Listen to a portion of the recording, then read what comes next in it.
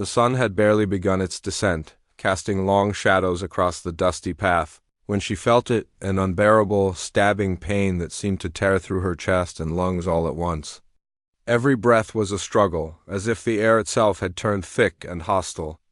Her knees buckled beneath her, and she stumbled forward, clutching at her stomach, desperate to find support. The world around her blurred. The rustle of leaves in the wind and the distant clatter of hooves on the trail faded into a muted haze. She was alone, and the weight of her own vulnerability pressed down like a suffocating shroud. Her hands shook violently as she leaned against a gnarled tree, trying to steady herself. The pain was relentless, pulsating through her body in waves that made her vision swim. She gasped, but the sound felt hollow in the emptiness surrounding her. Each inhale was sharp, jagged, and painful, and each exhale seemed to draw less oxygen than she needed. Panic bubbled up in her chest, mingling with the physical agony until she could barely distinguish between fear and pain. Tears pricked at her eyes, hot and unbidden. As she pressed herself closer to the tree, seeking some semblance of safety in the rough bark against her trembling body, people passed by on the distant trail. But their faces were a blur, their concern superficial at best. Some slowed, whispering to each other, but none dared approach closely. The isolation intensified the agony she felt, as though the world had abandoned her at the very moment she needed it most. Her mind raced, flitting from one desperate thought to another. What if no one comes? What if this is it? The thought alone made the pain sharper, slicing through her already fragile composure, and then she noticed him. He wasn't like the others. He came with a steady, unhurried gait, his presence commanding yet gentle. His boots crunched softly against the earth, but there was a rhythm to his movement that carried an unexpected calm. He was a cowboy, rugged, broad-shouldered, and weathered by life under the sun, but his eyes held a softness that contrasted sharply with the harsh lines of his face. Even from a distance, she felt the difference. He wasn't here to judge or gawk. He was here to help. By the time he reached her, she was nearly doubled over, gasping with effort. Without hesitation, he knelt beside her, placing one strong, calloused hand lightly against her back. The touch was firm yet careful, grounding her in a way she hadn't expected. "It's okay," he murmured, his voice low and steady, a thread of calm weaving through the chaos in her chest. "I've got you. Breathe with me. Just focus on my voice." She blinked up at him, startled by the reassurance in his tone. It wasn't just words, there was intent, patience, and a promise of safety. For a moment, the world seemed to pause. The wind ceased rustling. The distant noises dulled, and all that remained was the solidity of his presence.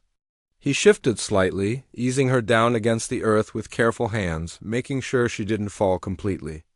The ground was hard and uneven, but it didn't matter. In that instant, she felt a sliver of relief. A fragile hope that someone could actually make her pain bearable. If only for a moment, she wanted to pull away, to hide, to tell him she could manage on her own, but something in his eyes held her back. They were patient, unyielding in their care, and in that quiet strength, she sensed a lifeline she hadn't dared to hope for. She took a trembling breath, the sharp edges of her panic still gnawing at her, but tempered slightly by the realization that she wasn't facing this alone. The pain hadn't vanished. Not yet. But for the first time, she believed that relief, real, tangible, human relief, might be within reach. The cowboy didn't rush. He simply stayed at her side, letting her gather herself against the rough earth, his hands still lightly supporting her. Every movement was deliberate, careful, as if he knew the precise line between offering help and overwhelming someone already in pain. He looked at her with an intensity that was gentle but unwavering, silently telling her that she was not alone. The warmth of his presence alone made the sharp edges of her panic dull, just enough for her to focus on the moment instead of the all-consuming pain. "You're safe," he said again, his voice low and steady. "I'm right here. Just lie back and let me help." The simplicity of the words struck her unexpectedly. She wanted to resist, to insist that she could manage, that she didn't need him, but her body refused to obey. Each breath was shallow, each movement a test of endurance she was losing. So, Trembling, she allowed herself to lean fully against him as he guided her to lie down more comfortably on the uneven ground. He shifted slightly to position her so that she wasn't pressing against the hard rocks beneath. His hands firm yet tender as he adjusted her gently. He didn't rush to ask questions or demand explanations. Instead, he kept his focus on her breathing, watching for signs of worsening pain or panic. "Look at me," he said softly, lifting her chin just enough to meet his gaze. "Inhale. Slow exhale. Let it out." His words were a rhythm she could follow, a steady anchor in the storm of her own body's rebellion. With every careful inhale and exhale, she felt the first fragile relief, a tiny easing in the tightness of her chest. "You're doing fine," he murmured almost to himself. But she heard him, and the reassurance wrapped around her like a warm blanket. "I've got you.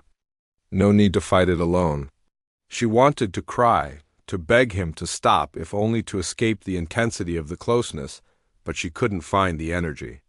Instead, she allowed herself to lean into him, letting him take some of the weight her body could no longer bear. He gently brushed a strand of hair from her damp, tear-streaked face, his fingers lingering for a heartbeat longer than necessary, not invasive, but deliberate, a silent promise that she was seen and cared for. Slowly, cautiously, she began to relax, though only slightly. The pain was still there, gnawing at her ribs and throat, but it no longer felt insurmountable. His presence had shifted the tide. Where she had felt helpless moments ago, she now sensed that relief, maybe even safety, was possible. The panic that had been suffocating her began to recede, replaced by a tentative trust she hadn't intended to give to anyone. "You don't have to speak," he said, noticing her hesitation. "Just let me help. That's all I want." His tone was calm, patient, without expectation or judgment, and it made her heart slow in spite of the pain. There was no rush, no pressure, only the promise of care, and for the first time in hours, she clung to that promise. The minutes stretched, long and quiet, filled only with the sound of her ragged breaths and his steady voice guiding her. Little by little, her muscles loosened, her racing heartbeat slowed, and she realized that relief didn't have to be grand or miraculous.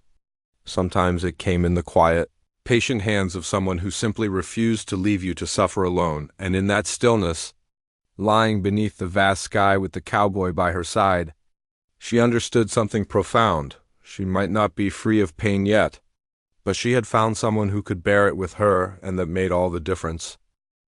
For the first few moments, silence wrapped around them, heavy but not uncomfortable. The cowboy remained close, his hand still lightly resting on her back, steadying her against the tremors that shook her body. She felt exposed, vulnerable, as if every secret she'd ever kept could slip out with the next shallow breath. And yet, despite the fear and uncertainty, there was a strange comfort in the constancy of his presence. It was as if he had become a lifeline, a tether to the world beyond her pain. "You don't have to talk," he said again, sensing the tension in her posture. "But if you do, I'll listen." His words were soft, patient, carrying no judgment, only an open invitation. She hesitated, a part of her yearning for connection while another screamed to retreat. Her body still quivered, but the chaos of panic had dimmed, leaving room for awareness of him, of his steady gaze, of the calm that radiated from his very being. She finally dared a small glance upward. His eyes, a deep and unwavering shade of brown, held no impatience, no condescension, only understanding. She saw in them a reflection of her own fragility, acknowledged and accepted. And in that acknowledgement she felt the first spark of trust flicker. She wanted to look away, but she couldn't.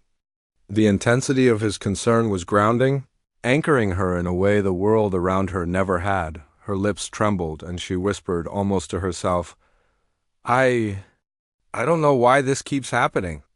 It just comes, and I can't breathe." The cowboy nodded slowly, his hand pressing lightly to her shoulder in reassurance. "It's okay. You're not alone in it. You don't have to understand it all right now. You just have to let me be here with you." There was something in his calm acceptance that allowed her to relax incrementally.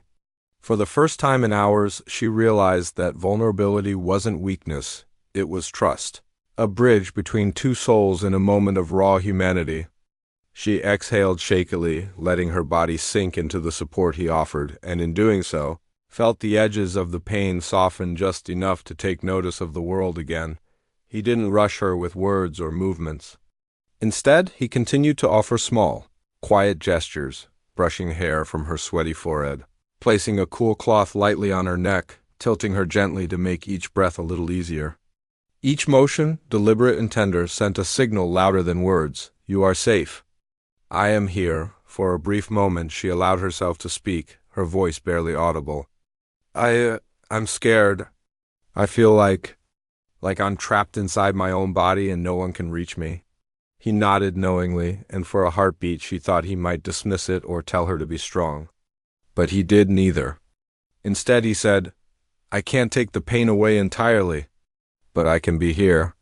I can hold you while it passes, and I won't let go." The sincerity in his voice and the patience in his movements caused something inside her to shift. Trust, fragile as a newborn bird's wing, began to unfurl.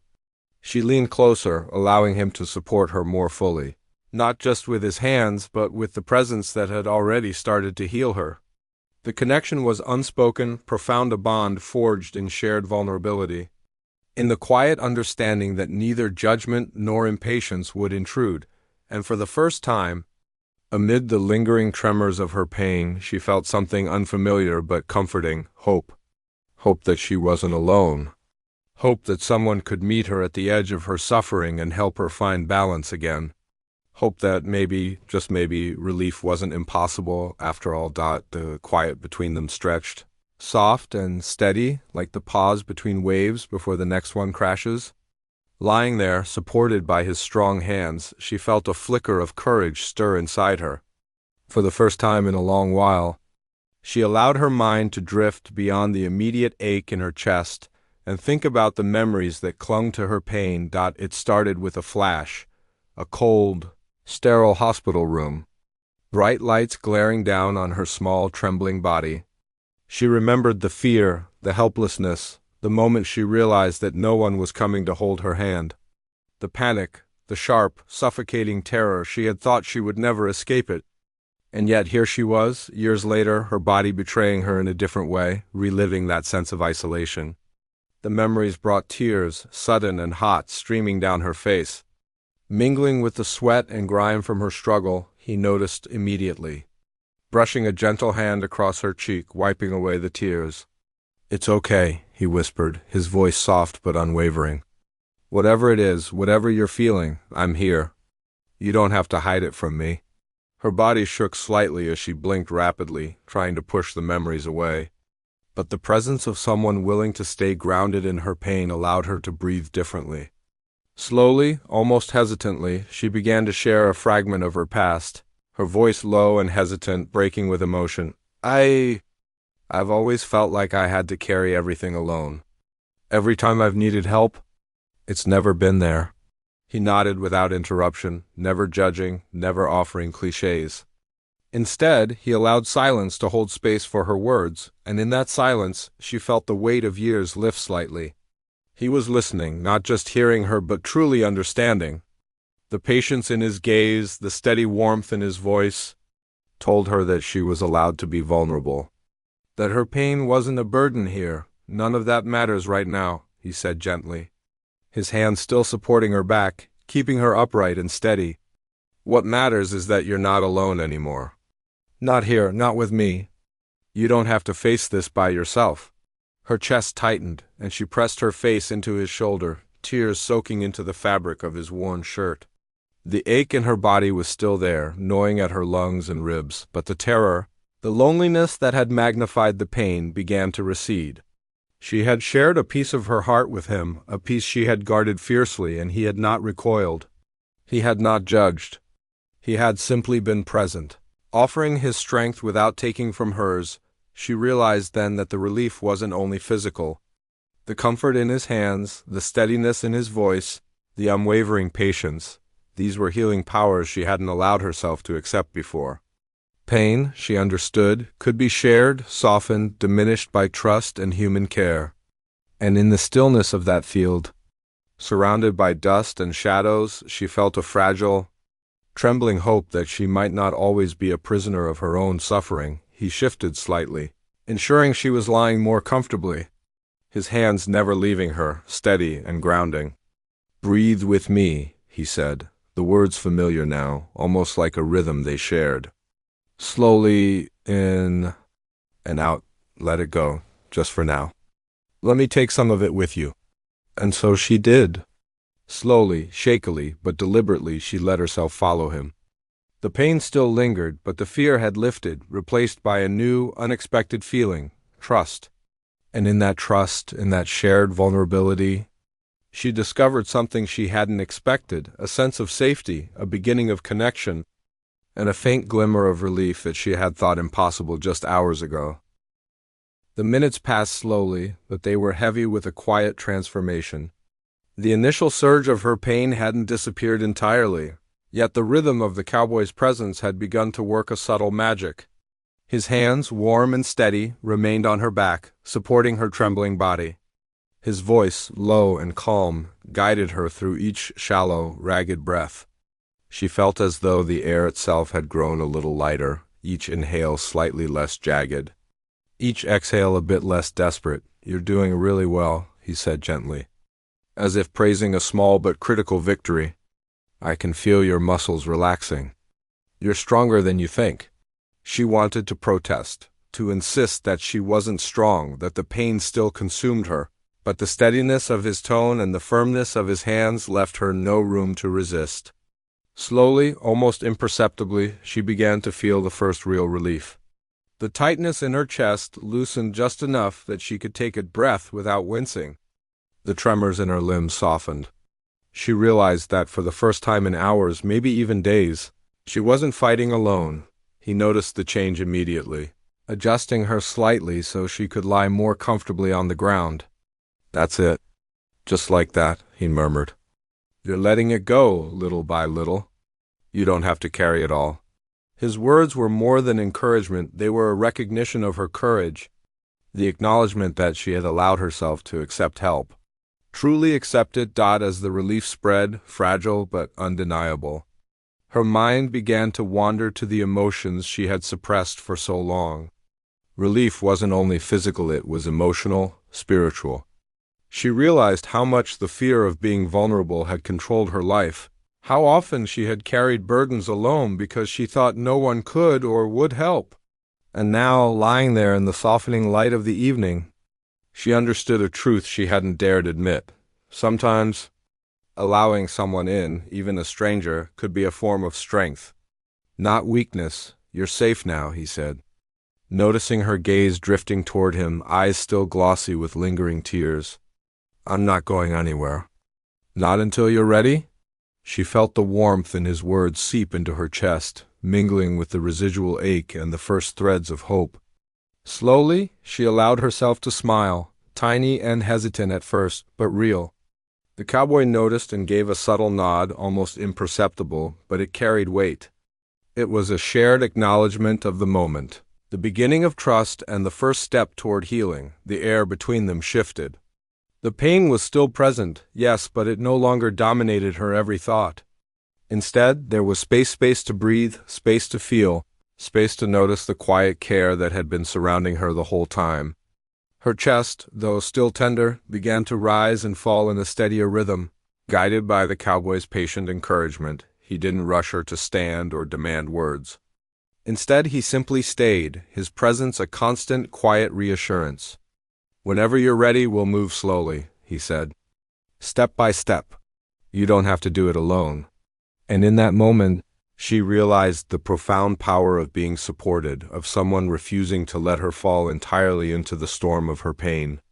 Relief wasn't instant, nor was it complete, but it had arrived in the quiet certainty of a strong, caring hand and a patient, unwavering voice. She had survived the first waves of agony, not just physically, but emotionally, and she sensed, for the first time in a long while, that she could survive what came next. 2. The golden light of the setting sun fell across them, painting the field in warm hues. It was a small, silent Vic by now. The worst of the physical pain had begun to ebb. though a dull ache lingered, reminding her that she wasn't entirely free. But more significant than the lingering discomfort was the emotional weight she had carried for years, pressing down with the subtle, unrelenting force of old fears and unspoken doubts. The cowboy seemed to sense it, too. Because he didn't focus solely on her body, he addressed the tremors of her heart and mind, the invisible burdens that had driven her to collapse. "You don't have to explain everything," he said softly, brushing a lock of damp hair from her forehead. "You just have to let me be here. That's enough."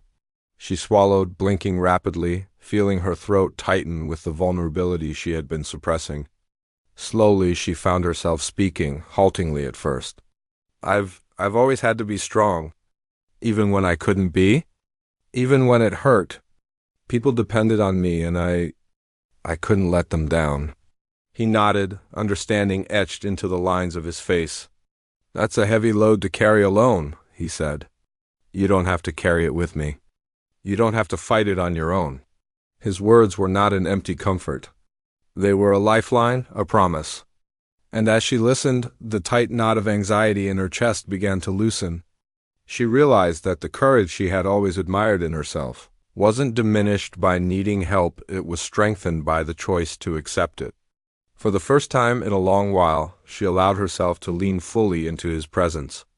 To let her guard down without fear of judgment or abandonment, the cowboy continued to guide her gently, steadying her breathing and helping her shift positions so that she could feel more comfortable.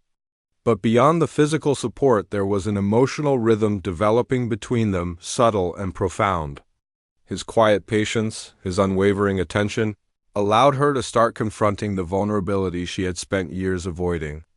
Each small gesture, a hand on her shoulder, a soft word, a careful adjustment was a reinforcement that she was seen, understood, and accepted exactly as she was. "You're not alone," he said again, almost as if reinforcing a lesson he wanted her to remember. "And you don't have to face any of this by yourself." She let the words sink in. Slowly, deliberately, she allowed herself to explore the feelings they stirred: relief, gratitude, a fragile warmth that bordered on trust, and even a flicker of something deeper she wasn't yet ready to name. For so long, she had been conditioned to rely only on herself, to push away anyone who tried to help.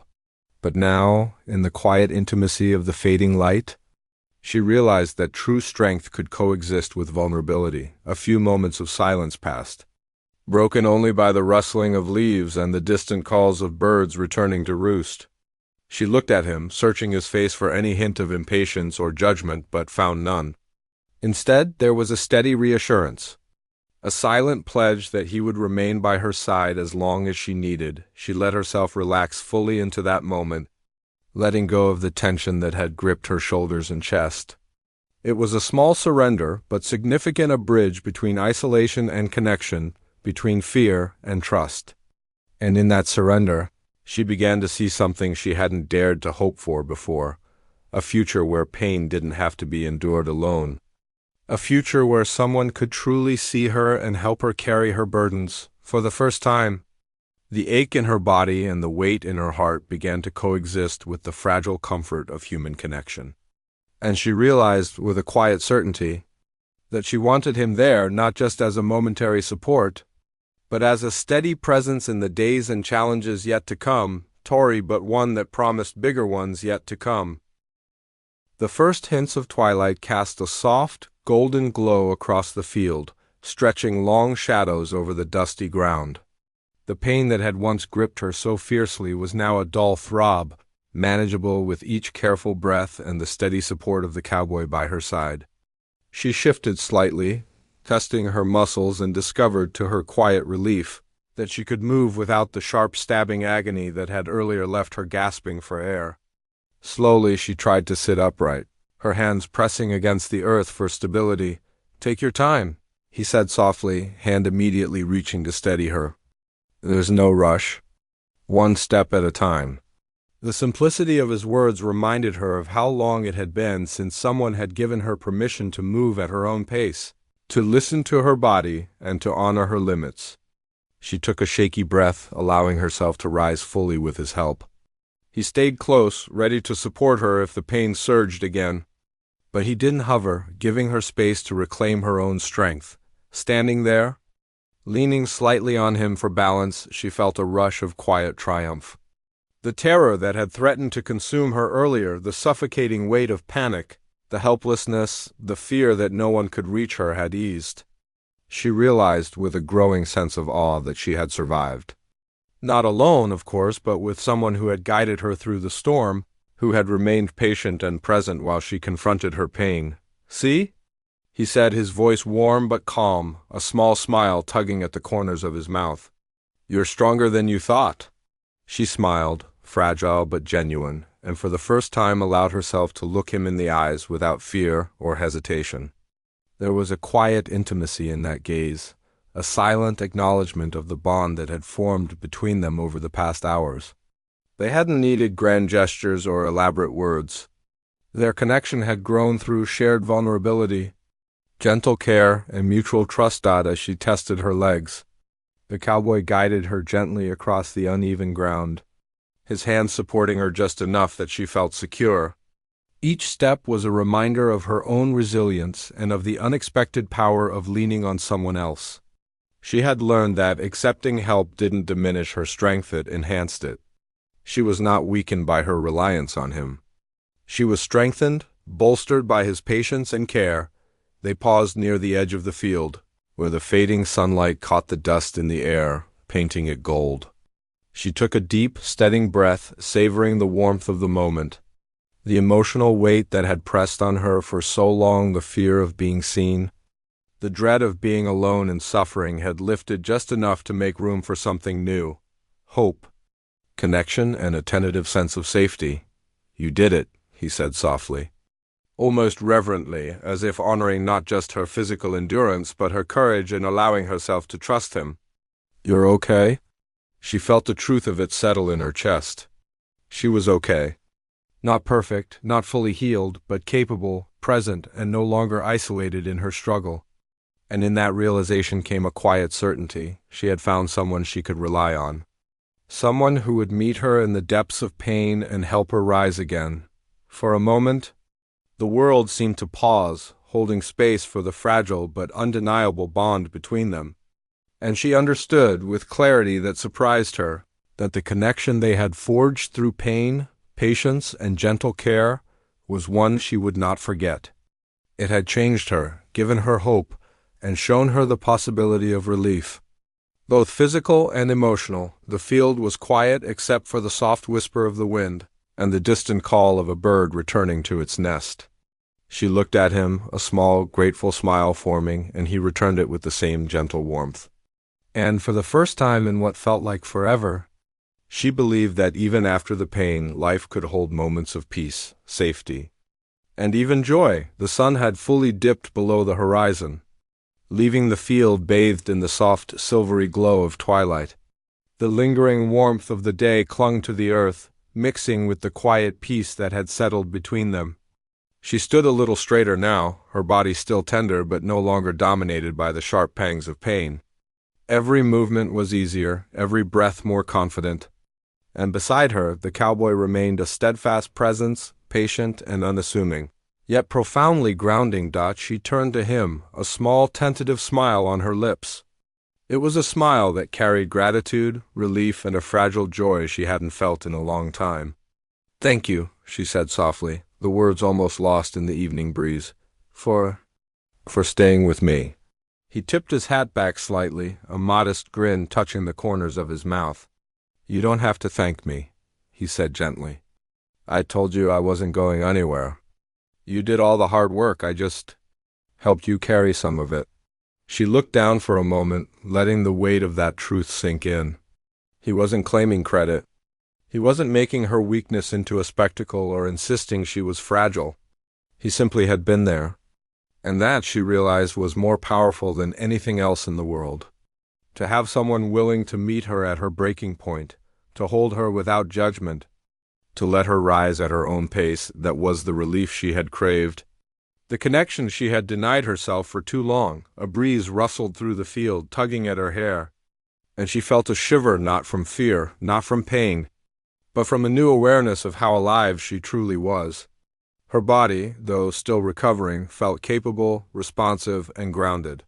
Her mind, though still haunted by old memories, felt lighter, unburdened by the suffocating isolation she had carried for years.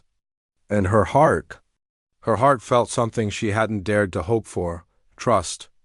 Deep and undeniable, tempered by gratitude and a subtle, burgeoning warmth toward the man who had guided her through the storm.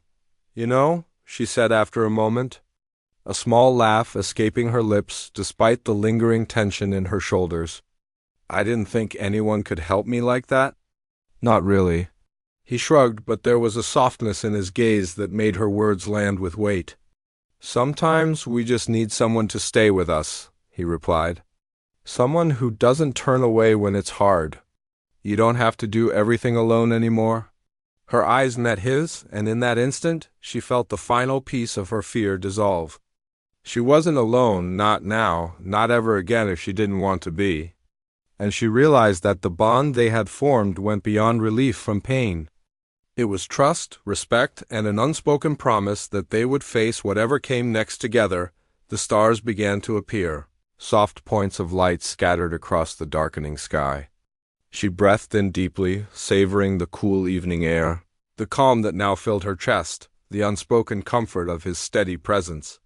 The pain that had once stolen her breath had been softened, transformed into something she could face. And with him by her side, she felt capable of more than mere survival. She felt alive. He extended a hand, and she took it without hesitation. Not as an act of dependence, but as a choice. Together they walked toward the edge of the field, toward a future neither fully knew but both could face, step by step. The night was quiet, but it was full of possibility, full of hope, and full of the unshakable understanding that relief, care, and connection could be found even in the most desperate of moments. And as they disappeared into the twilight together, she understood something she had never fully grasped before: pain could be survived, even transformed when met with patience, kindness, and someone willing to simply stay. She had endured. She had healed. And she had found someone who would never let her face the darkness alone again.